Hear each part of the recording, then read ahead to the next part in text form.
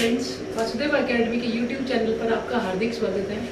आज की क्लास में हम भारतीय संविधान का एक बहुत ही महत्वपूर्ण टॉपिक सीएजी डिस्कस करेंगे। सीएजी को अगर हम पढ़ें तो इसे हम पढ़ते हैं नियंत्रक एवं महालेखा परीक्षक।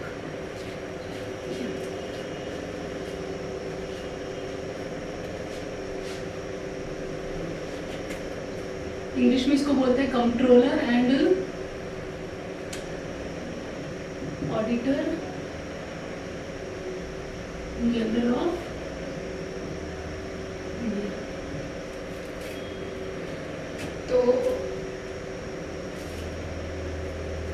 इसमें हम देखेंगे कि संवैधानिक प्रावधान क्या है, कौन से आर्टिकल में इसका उल्लेख है और एग्जाम में किस तरह से आपसे क्वेश्चन इस टॉपिक से रिलेटेड पूछे जाते हैं।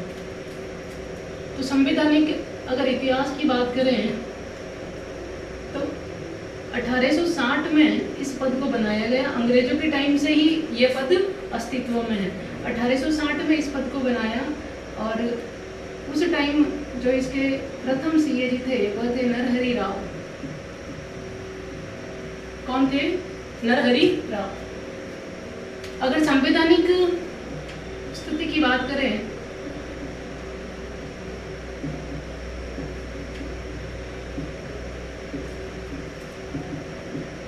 तो अनुच्छेद 148 से अनुच्छेद 151 तक सीएजी का उल्लेख मिलता है। जैसे हम अनुच्छेद 148 में पढ़ते हैं सीएजी का पद, इसको क्या भी बोलते हैं भाई, और अनुच्छेद 149 में है इसके कार्य व शक्तियां।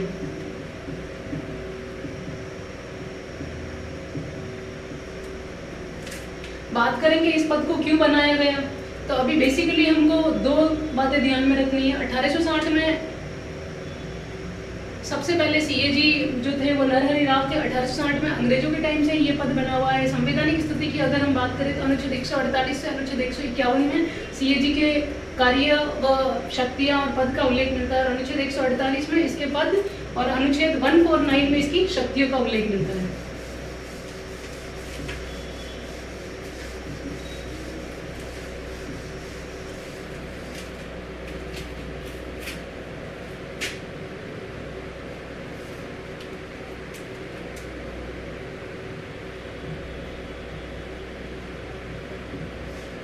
इससे पहले हम देखेंगे कि जैसे जो सरकार होती है, सरकार की अगर हम बात करें तो केंद्र स्तर और राज्य स्तर।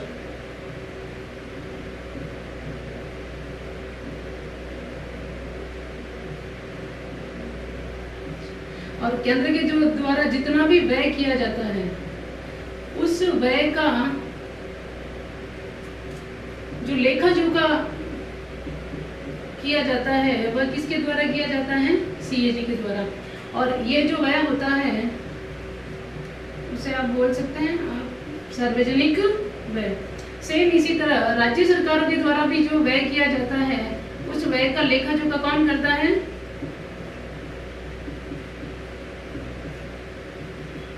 सीएजी करता है।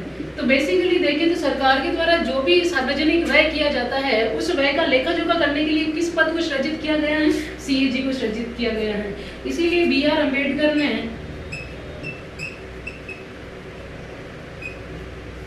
अम्बेडकर ने सीएजी के पद को सबसे महत्वपूर्ण पद बताया। सबसे महत्वपूर्ण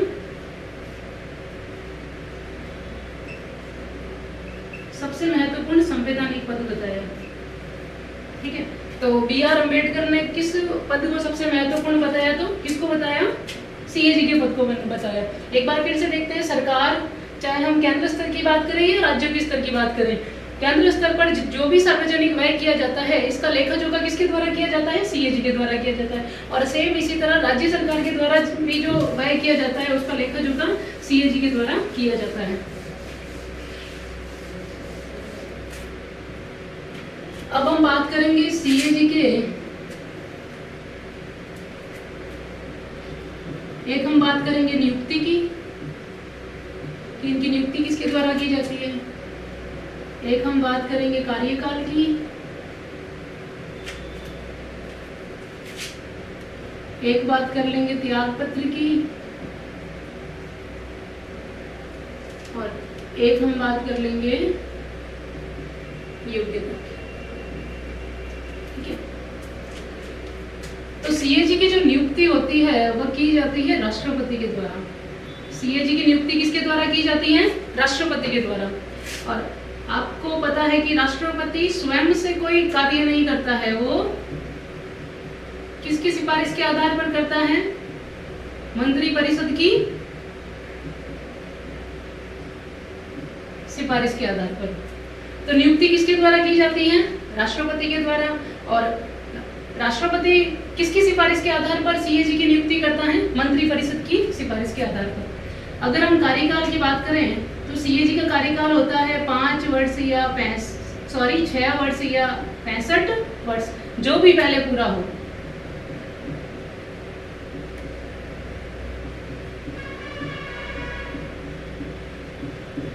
इसका क्या मतलब होता है? जैसे अगर किसी भी व्यक्ति को 50 वर्ष की उम्र में सीएजी बनाया जाता है तो वह अधिकतम 56 वर्ष तक सीएजी के पद पर रह सकता है, क्योंकि कार्यकाल कितना है? 6 वर्ष या 65 वर्ष। तो 6 वर्ष रहने के बाद 56 वर्ष की आयु में वो व्यक्ति क्या हो जाएगा? सेवानिवृत्त हो जाएगा। और सेम अगर किसी व्यक्ति को 60 वर्ष की आयु में अगर उसको सीएजी बनाया जाता है तो वह अधिकतम कितना रहेगा? 65 वर्ष। ऐसे नहीं कि आप इसमें भी 6 कर दो 66 वर्ष हो जाएगा, ये गलत हो जाएगा।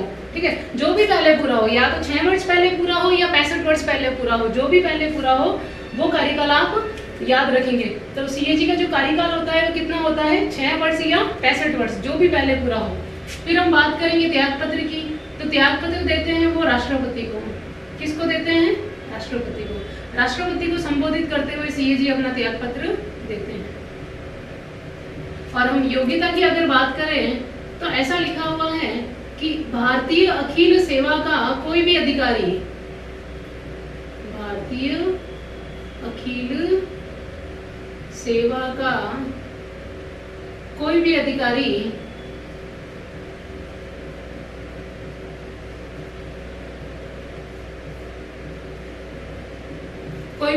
सीएजी बनने के योग्य हैं।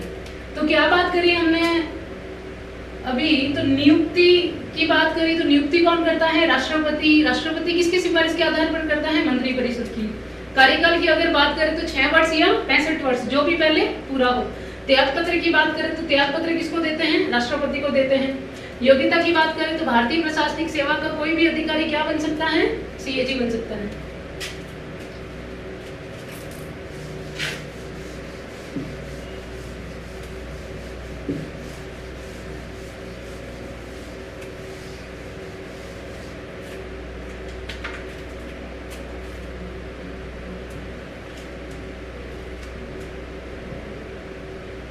अब हम बात करेंगे हटाना, कि सीएजी को कैसे हटाया जाता है।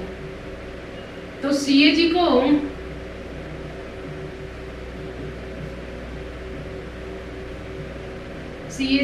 उसी विधि से हटाया जाता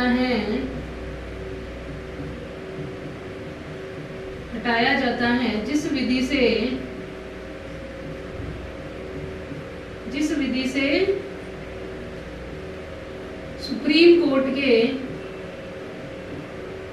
सुप्रीम कोर्ट के न्यायाधीशों को हटाते हैं।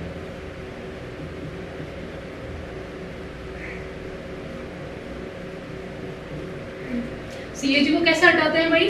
तो सीएजी को उसी विधि से हटाया जाता है जिस विधि से सुप्रीम कोर्ट के न्यायाधीशों को हटाते हैं। तो हम थोड़ी सी बात कर लेते हैं सुप्रीम कोर्ट के न्यायाधीशों को कैसे हटाते हैं। तो हटाने के लिए प्रस्ताव लाया जाता है, उनको हटाने के लिए प्रस्ताव लाया जाता है। प्रस्ताव आप कहाँ लाते हैं? संसद में लाते हैं। जैसे संसद में 2 सदन है, लोकसभा होता है और एक राज्यसभा होता है। लोकसभा में प्रस्ताव लाने के लिए कम से कम 100 सदस्यों की सहमति आवश्यक है और राज्यसभा में प्रस्ताव लाने के लिए कम से कम 50 सदस्यों की सहमति आवश्यक है। जिस भी सदन में प्रस्ताव लाया जाता है उस सदन में चर्चा होती है उस प्रस्ताव पर, और प्रस्ताव अगर पास हो जाता है तो प्रस्ताव अगले सदन में जाता है। और जो दोनों सदन हैं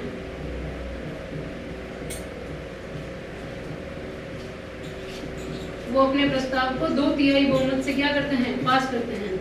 अगर दोनों सदन 2/3 बहुमत से अगर प्रस्ताव को पास कर दे तो प्रस्ताव क्या हो जाता है, पारित हो जाता है। और पारित होने के बाद राष्ट्रपति के उस पर अंतिम रूप से हस्ताक्षर हो जाते हैं तो सीएजी को अपना पद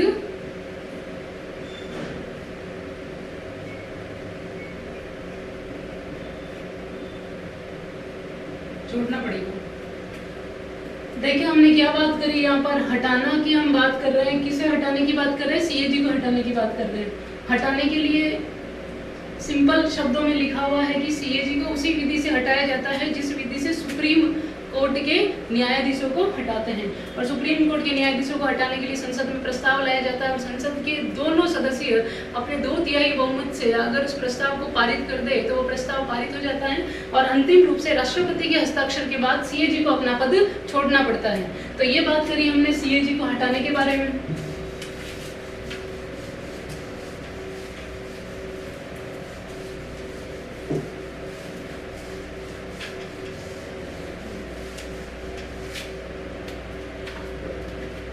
अभी हम देखते हैं कार्य।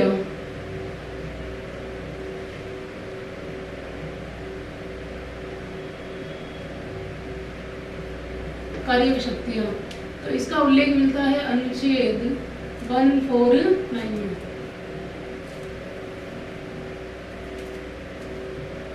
कार्य की बात करें तो सबसे जो पहला कार्य होता है वो होता है सार्वजनिक व्यय का लेखा जोखा।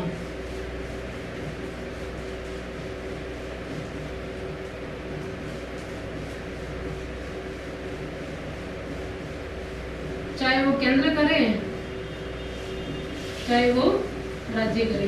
तो केंद्र सरकार व राज्य सरकार दोनों के ही सार्वजनिक व्यय का लेखा जोखा कौन करता है, सीएजी करता है। दूसरा, ये मुख्य लेखा परीक्षक होते हैं।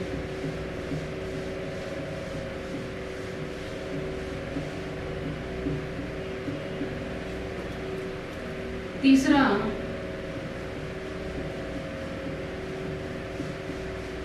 संचित निधि है ना, संचित निधि का उल्लेख, इसको भी देखते हैं हम। संचित निधि का उल्लेख कहाँ मिलता है, आर्टिकल 266 थोड़ा शॉर्ट में देखते हैं इसको भी। संचित निधि पर हमेशा हमेशा हमेशा किसका अधिकार होगा, संसद का अधिकार होगा। किसका अधिकार होगा, संसद का।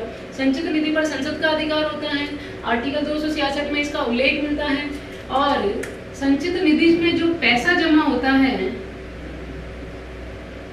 वह लोगों का पैसा होता है। किसका पैसा होता है, लोगों का। और लोग का पैसा मतलब टैक्स के माध्यम से जो भी पैसा हम देते हैं सरकार को वो किस में जाता है, संचित निधि में जाता है। और संचित निधि पर अधिकार किसका होता है, संचित निधि पर अधिकार होता है संसद का। और संचित निधि से जो आप पैसा निकालते हैं वही प्रोसेस कहलाता है बजट। ठीक है, तो संचित हम बात कर रहे थे सीएजी के कार्यों की। तो संचित निधि से जो पैसा निकालते हैं उसकी भी देख रेख कौन करता है, सीएजी करता है। ठीक है, क्योंकि सार्वजनिक का मतलब क्या था, सार्वजनिक व्यय का लेखा जोखा मतलब सार्वजनिक पैसा मतलब लोगों का पैसा। ठीक है, तो हमको जो बेसिकली बात जाननी थी संचित निधि के बारे में कि संचित निधि से जो पैसा खर्च होता है उसका भी देख रेख कौन करता है, सीएजी करता है। और ये तो हमने अलग से देखा कि संचित निधि का उल्लेख आर्टिकल 266 में है। संचित निधि पर अधिकार संसद का होता है। संचित निधि से जो हम पैसा निकालते हैं वही प्रोसेस क्या कहलाता है, बजट कहलाता है। और संचित निधि में जो पैसा इकट्ठा होता है वो लोगों का पैसा होता है। और हम आपको पता है टैक्स के माध्यम से हम देते ही हैं सरकार को पैसा। चौथी हम बात करते हैं आकस्मिक निधि।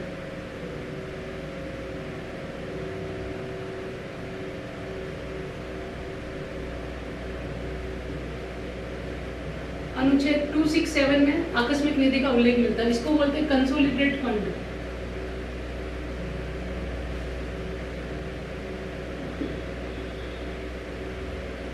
इसको बोलते हैं कंटीजेंसी फंड।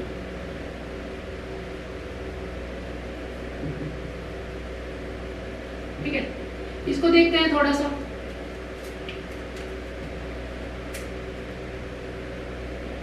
आकस्मिक निधि से भी जो पैसा व्यय होता है या खर्च होता है, उसकी देख रेख भी कौन करता है? सीएजी करता है। थोड़ा आकस्मिक निधि के बारे में पढ़ते हैं। आकस्मिक निधि का उल्लेख आर्टिकल 267 में मिलता है। आकस्मिक निधि से पैसा, आकस्मिक निधि में पैसा कहाँ से आएगा? तो पैसा आता है यहाँ, जो आकस्मिक निधि में जो पैसा आता है वो यहाँ पर जमा होता है संचित निधि से। कहाँ से जमा होता है? संचित निधि से कुछ पैसा यहाँ पर आकस्मिक निधि में जमा किया जाता है। और आकस्मिक निधि पर अधिकार होता है राष्ट्रपति का। अधिकार किसका होता है? राष्ट्रपति का। और आकस्मिक निधि, देखो भाई सीधी सी बात है, जब आप संचित निधि से पैसा निकालेंगे ना, तो वो तो प्रोसेस कहलाता है बजट। और जब हम लेते हैं सरकार से, या फिर जो सरकार जो बजट बनाती है वह तब बनाती है जब संसद का सत्र चल रहा होता है। क्या मतलब हुआ इसका? कि संसद का जब सत्र चलता है तभी हम संचित निधि से बजट सत्र के माध्यम से बजट बनाते हैं। तो सीधी सी बात है कि जब संचित निधि से जो पैसा खर्च होता है उस टाइम संसद का सत्र चल रहा होता है। लेकिन जब हम आकस्मिक निधि से, आकस्मिक का मतलब ही क्या होता है? जो अकस्मात हो जाए, जैसे कोई बाढ़ आ जाए, आपदा आ जाए, भूकंप आ जाए, सुनामी आ जाए, वह अकस्मात परिस्थितियां, और उस टाइम जब हमको पैसे की जरूरत होती है तो हम महज राष्ट्र, और उस टाइम जब भी पैसे की जरूरत होगी तो ऐसा तो है नहीं कि संसद का सत्र चल ही रहा होगा। तो एक व्यवस्था बनाई हुई है कि उस समय क्या करेंगे हम, कि राष्ट्रपति की अनुमति से हम आकस्मिक निधि से पैसा निकाल लेंगे। लेकिन जब भी सत्र चलेगा तब हमें संसद से अनुमति लेनी पड़ेगी। तो क्या मतलब हुआ कि संचित निधि से जब हम पैसा खर्च करते हैं तो उस टाइम हम खर्च करने से पहले संसद से अनुमति लेते हैं। क्योंकि बजट क्या होता है? बजट जैसे बजट जो होता है वह प्री प्लान होता है, मतलब खर्च करने से पहले ही हम ऐसा प्रोविजन करेंगे कि हम ऐसा प्रोविजन करते हैं बजट में कि हम आने वाले समय में ऐसा, शिक्षा पर हम इतना खर्च करेंगे, चिकित्सा पर हम इतना खर्च करेंगे, कृषि पर हम इतना खर्च करेंगे।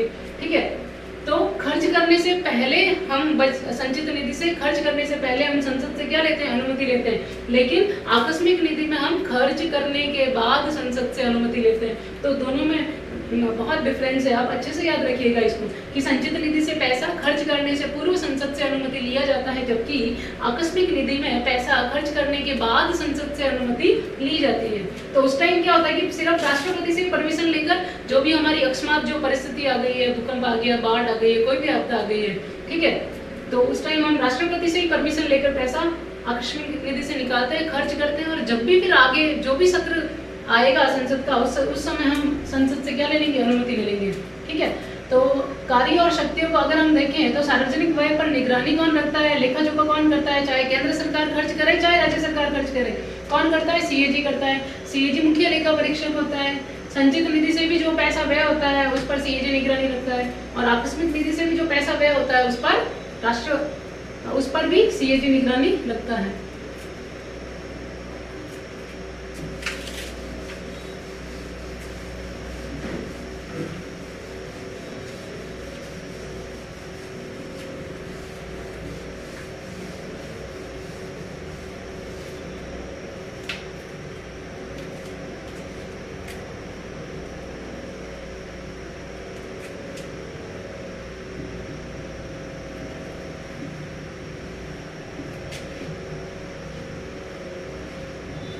बात करेंगे रिपोर्ट की, कि सीएजी अपनी रिपोर्ट अगर केंद्र स्तर पर उसने अगर लेखा जोखा किया है तो उस टाइम वो अपनी रिपोर्ट राष्ट्रपति को सौंपेगा। किसको सौंपेगा? राष्ट्रपति को सौंपेगा, जिसे राष्ट्रपति कहाँ रखवाएगा? संसद के पटल पर रखवाएगा।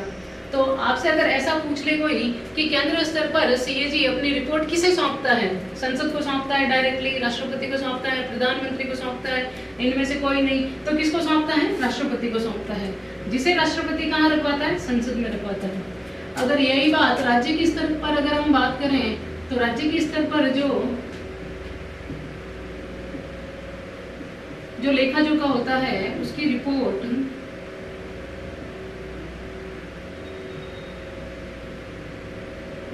वो सौंपते हैं किसको? राज्यपाल को। और जिसे राज्यपाल कहाँ रखवाता है? विधान मंडल में रखवाता है। अगर हम रिपोर्ट की बात करें तो अनुच्छेद 151 में इसका उल्लेख मिलता है कि सीएजी अपनी रिपोर्ट केंद्र स्तर पर राष्ट्रपति को सौंपता है, जिसे राष्ट्रपति संसद के पटल पर रखवाता है। वही राज्य के स्तर की अगर हम बात करें तो राज्य के स्तर पर राज्यपाल को सौंपता है, जिसे राज्यपाल विधानमंडल के पटल पर इसको रखवाता है।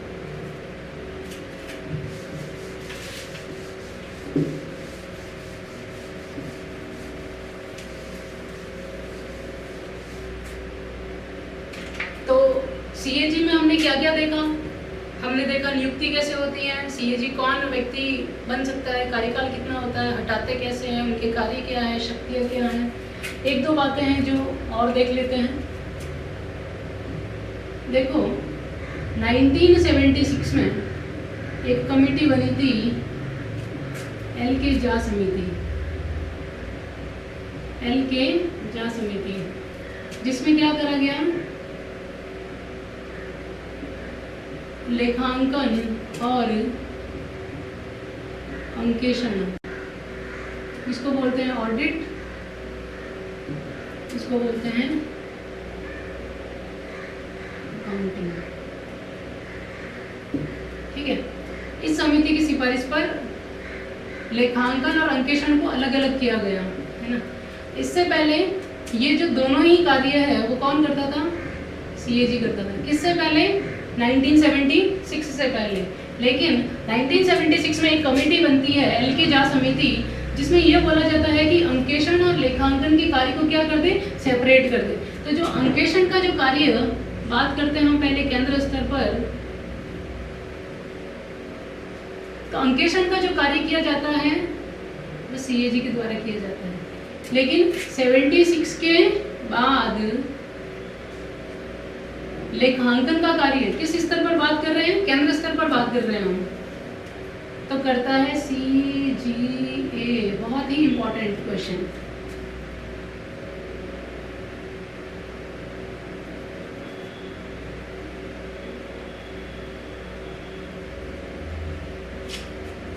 कंट्रोलर जनरल ऑफ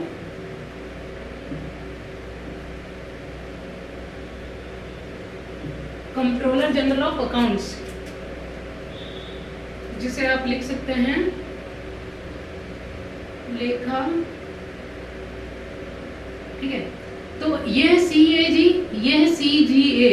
ठीक है, आपको ये बात याद रखनी है कि ये संवैधानिक पद नहीं है, संवैधानिक पद नहीं है। इसे केवल एक एग्जीक्यूटिव ऑर्डर से बनाया हुआ है। और सीजीए जो कि क्या करता है? लेखांकन का काम करता है। किसका? केंद्र स्तर पर। ठीक है, अभी हम बात करते हैं राज्य स्तर पर। तो राज्य स्तर पर ऑडिट का काम करता है सीएजी, और राज्य स्तर पर अकाउंटिंग का काम भी कौन करता है? सीएजी। तो यहाँ तो आपको कुछ याद रखने की जरूरत ही नहीं है। आपको एक ही बात याद रखनी है कि केंद्र स्तर पर लेखांकन का कार्य सीजीए के द्वारा किया जाता है। सीजीए क्या है? Controller general of accounts.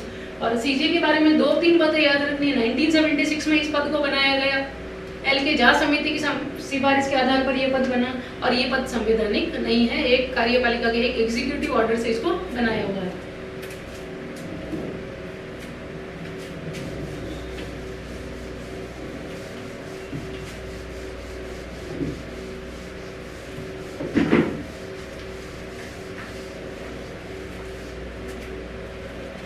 एक और बात देखते हैं फिर।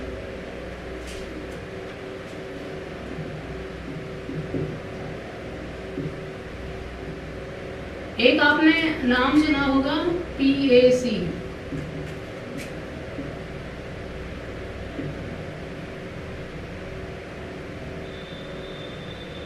Public accounting committee. क्या होता है ये?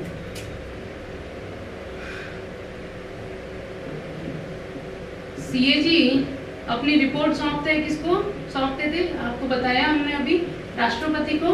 राष्ट्रपति कहाँ रखते हैं? संसद में रखते हैं इसको।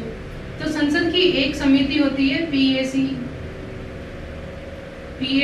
पब्लिक अकाउंटिंग कमेटी, हिंदी में इसको बोलते हैं लोक लेखा समिति। क्या बोलते हैं? लोक लेखा समिति। पढ़ेंगे अभी इसको भी थोड़ा सा। तो सीएजी जो रिपोर्ट राष्ट्रपति को देते हैं, राष्ट्रपति इसे संसद में रखवाते हैं और संसद की एक समिति होती है पीएसी। ठीक है, पीएसी इस रिपोर्ट की क्या करती है? जांच करती है। महीनता से क्या करती है? जांच करती है। इसीलिए पीएसी को इसका बोला जाता है मित्र मार्गदर्शक और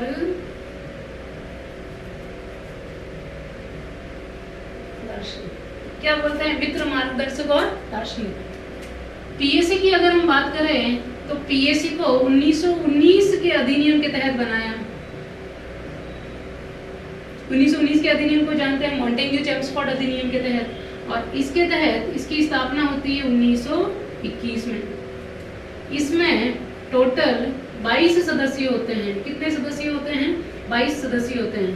22 में से 15 सदस्य होते हैं लोकसभा से और 7 सदस्य होते हैं राज्यसभा से। काम क्या है इसका? तो सीएजी जो रिपोर्ट देता है संसद राष्ट्रपति को, जिसे संसद में रखवाते हैं, और ये समिति उस रिपोर्ट की जांच करती है। बस इतना सा काम है इसका। और क्या विशेष बात है? तो सीएजी का जो हमेशा जो अध्यक्ष होता है उसकी नियुक्ति लोकसभा का अध्यक्ष करता है। सीएजी जो पीएसी के अध्यक्ष की नियुक्ति लोकसभा का अध्यक्ष करता है और इसका जो अध्यक्ष होता है वो हमेशा विपक्ष से होता है। किससे होता है? विपक्ष से होता है। हमेशा से नहीं, 1967 से ऐसा रूल बनाया गया कि इसका जो अध्यक्ष होगा वो विपक्ष से होगा, अपोजिशन से होगा। ठीक है, और ये जो समिति है इसका कार्यकाल होता है 1 वर्ष। कितना कार्यकाल होता है इसका? 1 वर्ष। तो क्या क्या देखा हमने? पीएसी पढ़ा अभी, सीएजी राष्ट्रपति को जो अपनी रिपोर्ट सौंपते हैं, जिसे संसद में रखते हैं। संसद की एक समिति है पीएसी, उस रिपोर्ट की क्या करती है? जांच करती है। इसीलिए पीएसी को सीएजी का मित्र मार्गदर्शक और दार्शनिक की संज्ञा भी दी गई है। पीएसी के बारे में देखा हमने कि 1919 के अधिनियम के तहत इसको बनाया गया। 1921 में इसकी स्थापना हुई।